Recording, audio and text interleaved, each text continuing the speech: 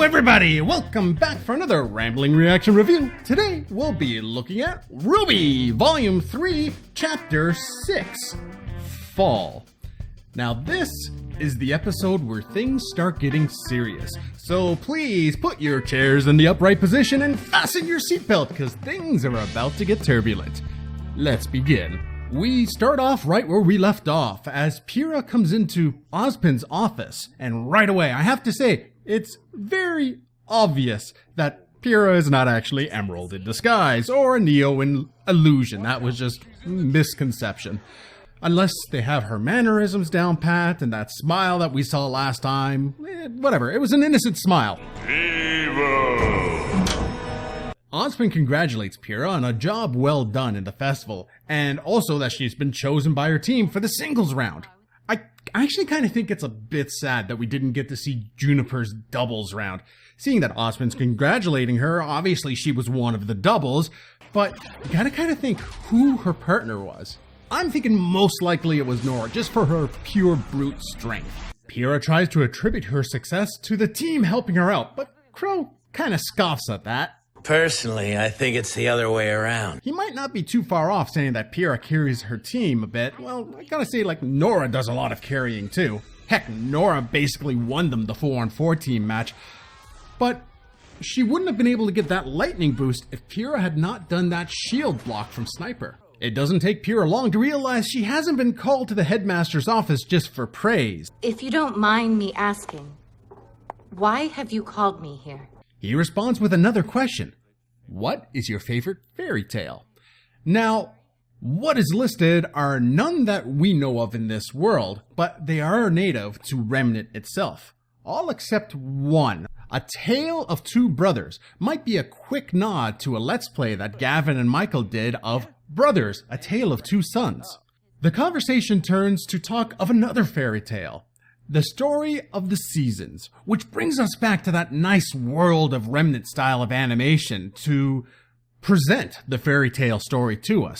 A quick note, again, on this style, I am still more fond of Season 2's flashback style used for Yang's flashback, or even a bit more so of the more current one of Crow's story about the tavern girl. But that's just a personal preference.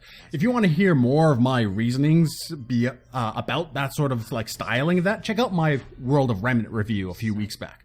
Pyrrha narrates the story, which is a tale of 4 women, each with a different philosophy on life, that all try to help a shut-in of an old man. In return for their help, the old man turns out to be very powerful and very thankful, gifting them with power, so they might continue doing what they did for him for the rest of the world. Their names being Winter, Spring, Summer, and Fall. After the story is told, Ozpin drops a Morpheus. Would you believe me if I told you it was true? Not only that, but he basically tells Pyrrha that she is the one to probably be the next in line for Maiden's power. At this point, Glinda and Ironwood show up late because reasons. With everyone all together, the Order of the Phoenix takes Pyrrha down to the Chamber of Secrets beneath the school. In all seriousness, as they're going down to the vault in the elevator, I really like this shot.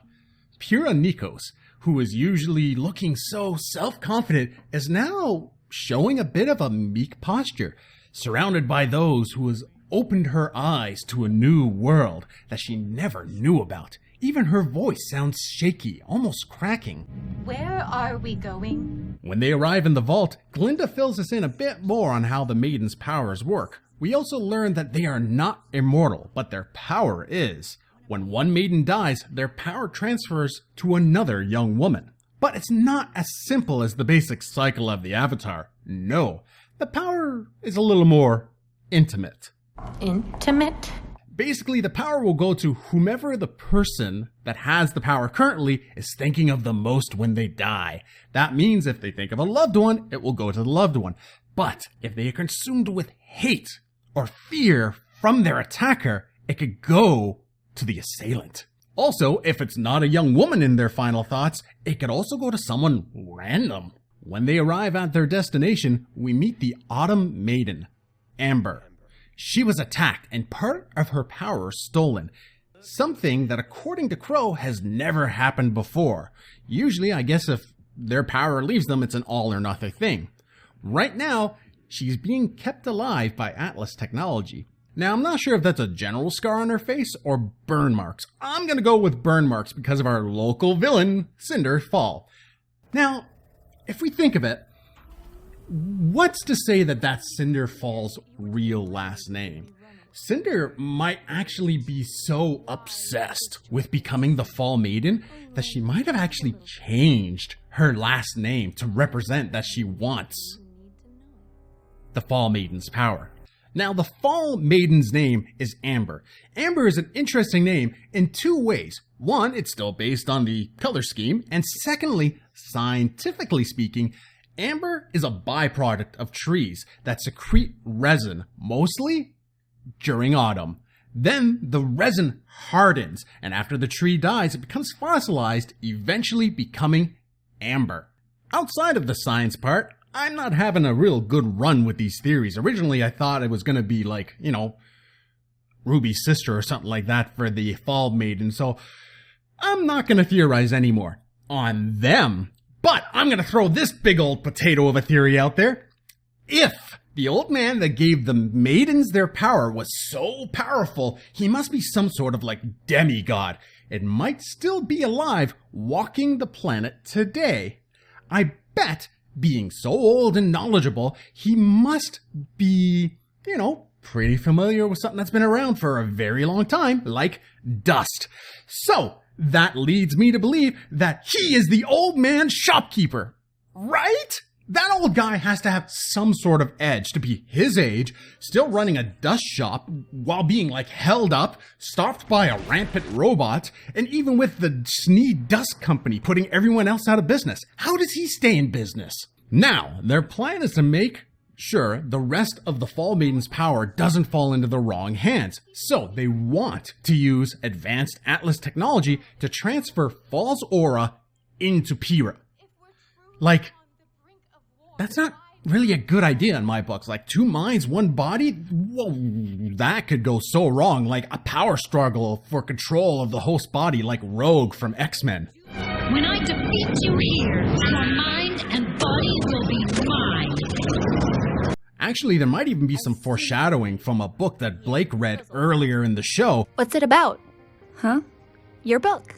Does it have a name? Well, it's about a man with two souls, each fighting for control over his body. Oh yeah, that's real lovely. Also, speaking of foreshadowing, look at this shot of the overlapping faces, probably to symbolize the possible overlapping of mind and soul. And we know Pyrrha will say yes. Come on.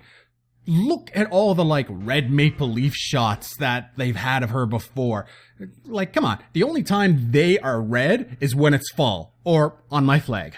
Also, Ironwood says they've already had a successful candidate with this science of moving auras from one person to another. They've done this before, which, another theory, is maybe how Penny got her aura. Maybe it's also the personality of the previous owner of that aura resurfacing in Penny. That's why she seems so alive. In the end, Pyrrha is given till the end of the Vital Festival to give them her decision. But that is closer than you think because we're already on to the one-on-one finals. And outside of our regular familiar faces, we have some new faces too. Belts the Cowboy, Full Metal Huntsman, and High Fashion's Creed.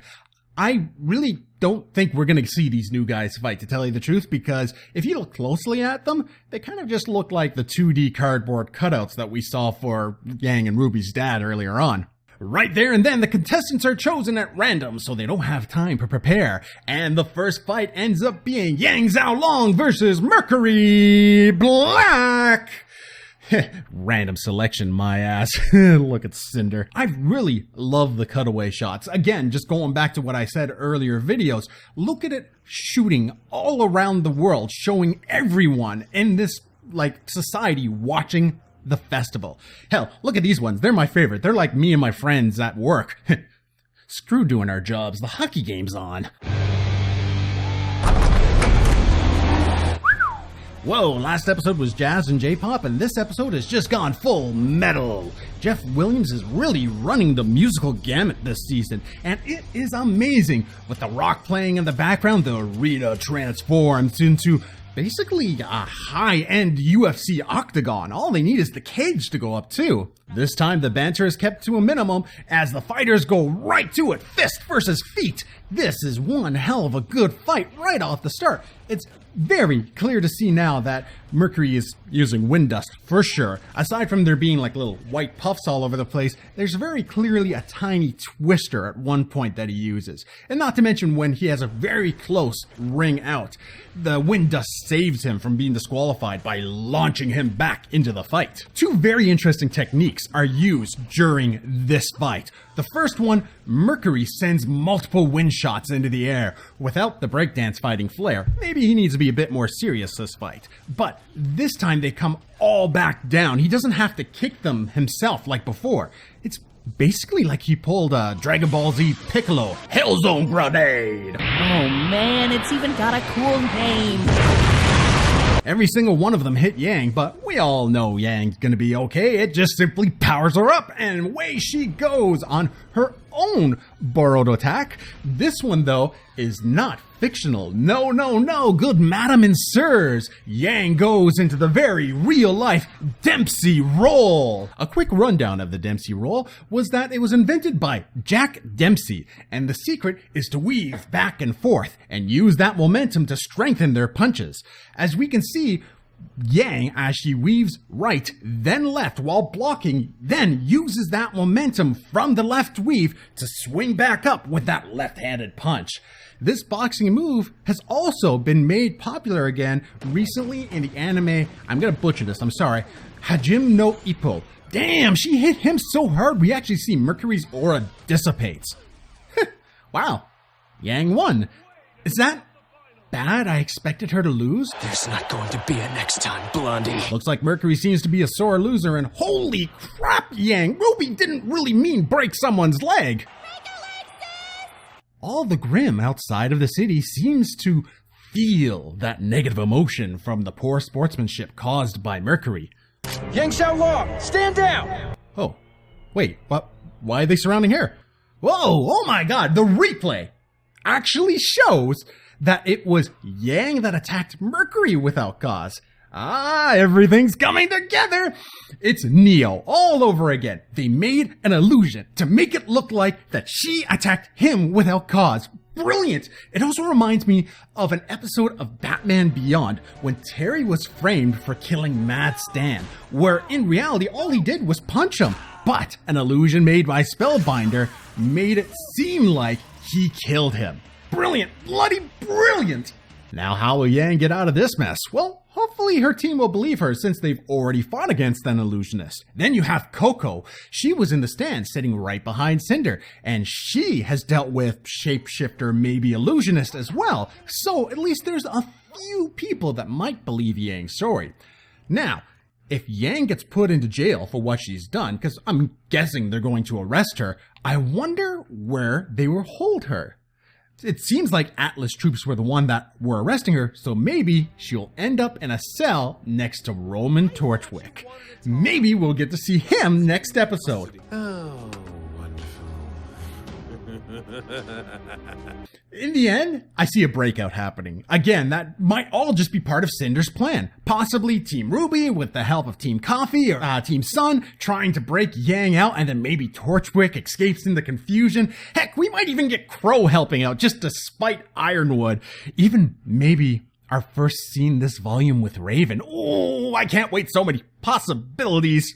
So much good was had in this episode. Lots of backstory to strengthen the narrative structure of the show, and also a damn good fight with some awesome fictional and non-fictional techniques used. Lastly, in the credits, another episode with Monty's name on it for animating in the credits. So that's even just adds to the awesomeness of that last fight.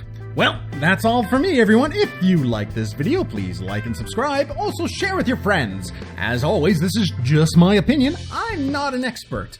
I also apologize if my voice has been cutting out or it seems like there's a lot of cuts this episode. I'm actually fighting a pretty nasty cough and cold, so it took me a while to get this together. So, again, if you feel like leaving a comment, go ahead, share, yada, yada, yada. And until next time, good night, everybody!